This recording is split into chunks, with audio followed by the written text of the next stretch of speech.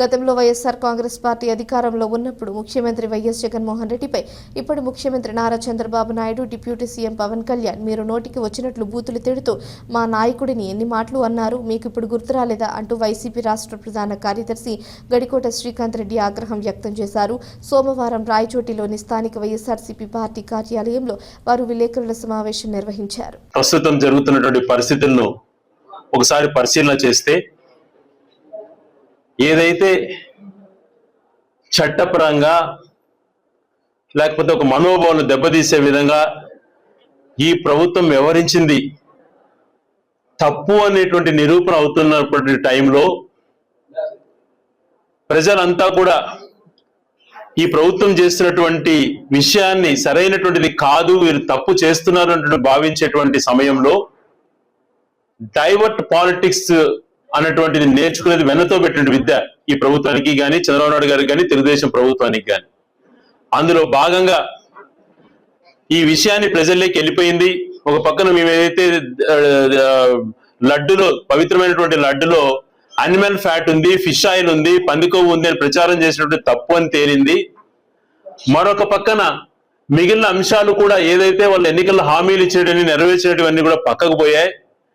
ప్రజలు ఇవన్నిటినీ కూడా అసహించుకుంటున్నారనే భావనలో ఏదో ఒక రకంగా డైవర్ట్ చేయాలా అని చెప్పి నిన్న కాపు నేత అయినటువంటి అంబటి రాంబాబు పైన విచక్షణరహితంగా దాడి చేయటం, దాడి చేసేటువంటి సమయాన్నే దాడి జరగక మునిపే పోలీసులకు ఇంటిమేషన్ వచ్చింది.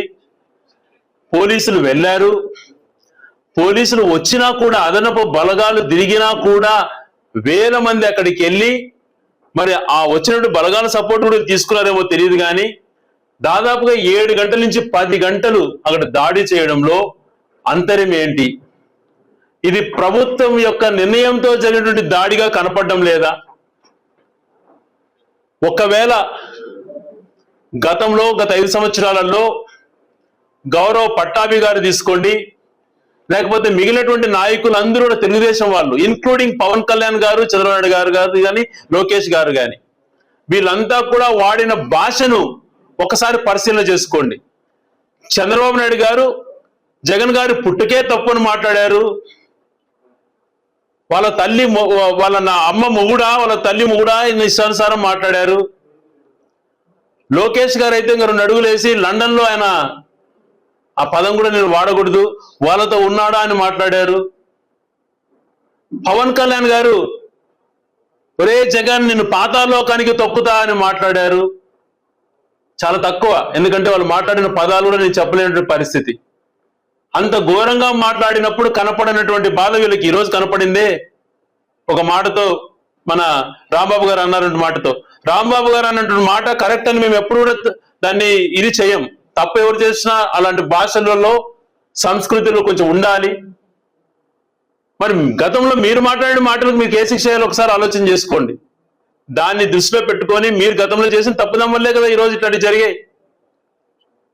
మీరు ఆ దాడి ప్రోత్సహించడం మీకు ఏం హక్కు ఉంది? ప్రభుత్వమే చేయించిన పరిస్థితికి దిగజారినప్పుడు ఈ వ్యవస్థలపైన నమ్మకం ఎలా ఉంటుంది? 10 గంటల పాటు దాడి చేయించారే, ఇంటికి నిప్పు పెట్టి కార్లు కాల్చి దౌర్జన్యపరంగా మహిళలు పచ్చి బూతులు మాట్లాడుతూ, వినరాని మాటలు మాట్లాడుతూ అంత దాడి చేస్తే ఒక అరగంటనో 15 నిమిషాలలో పోలీసులు 5 నిమిషాల్లో కంట్రోల్ చేసుకోండి. పోలీసులు అక్కడికి వచ్చి 10 గంటల దగ్గరుండి దాడి చేయడం ఎంతవరకు సమంజసం? ఇది ఏ సిగ్నల్ ఇస్తా అన్నట్టు? నేను అందుకే మొదటి నుంచి అడుగుతున్న అధికారులను కానీ, పోలీసు అధికారులను కానీ, మీరు ఎన్నికైనటువంటి ప్రభుత్వం ఆదేశాల ప్రకారం కాదు పనిచేయాల్సింది, మీరు రాజ్యాంగానికి లోబడి పనిచేయాలి. ఈ భారతదేశ రాజ్యాంగాన్ని గౌరవించేటువంటి వాళ్ళైతే ఈ ప్రభుత్వం ప్రజల సొమ్ము శాలరీగా మీరు తీసుకుంటున్నారంటే దానికి బాధ్యత మీకు ఉండాలి. ఆ బాధ్యత లేకుండా వ్యవహరించినప్పుడు, మీరు వ్యవస్థను తప్పుదో పట్టించేటువంటి దారులు చూపించినప్పుడు ఇది ఎక్కడికెక్కడికో పోతుంది. ఇది మంచి పద్ధతి కాదు. ఆ ఘటన జరిగి మరొక ముందే, ఆ దాడి జరిగినటువంటి సంఘటన అందరూ చర్చించుకునే లోపే బీసీ నాయకుడైనటువంటి, గౌడ సోదరుడైనటువంటి జోగి రమేష్ ఇంటిపైన దాడి చేసిన విధానం సభ్య సమాజం తలదించుకునే విధంగా ఇంట్లో తన భార్య పిల్లలు ఉన్నారు, తండ్రి ఉన్నాడు.